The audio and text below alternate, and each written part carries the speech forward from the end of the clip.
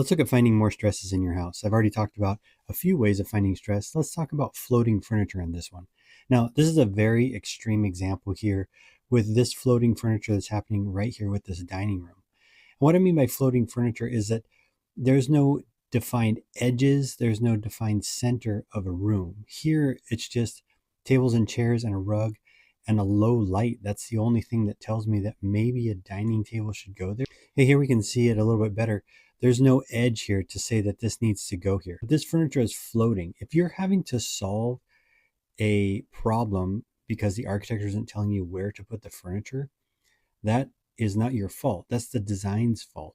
Now we look at the living room. It's in the same house.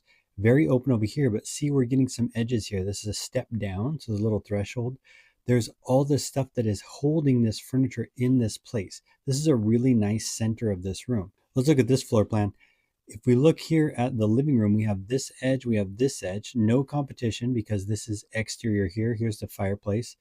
Now, of course, we can put furniture here, but now we run into this issue. Do we put furniture here and block this open area flow that goes over to here?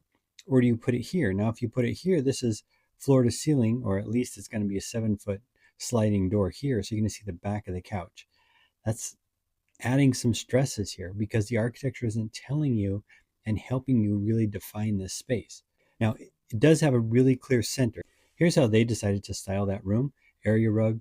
We have this furniture again along this edge, which is great. No competition. But now if you're out here, you're looking at the back of this couch. And this one is another extreme example of a remodel that just kind of went awry.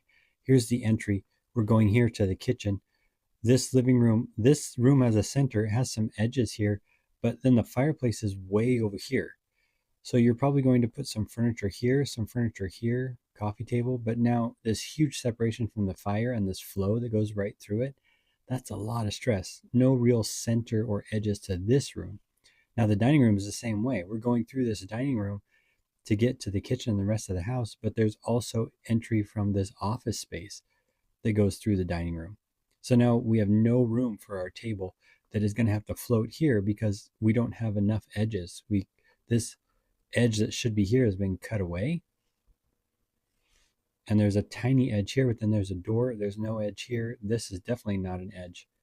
It's just, you have to watch for centers and edges, and that will help you define the heart of a room, and it will help you to define where your furniture needs to go. So your hierarchy and the flow of your floor plan and your living space can really feel like they're working together, and it's not some gauntlet or thing you have to get around, or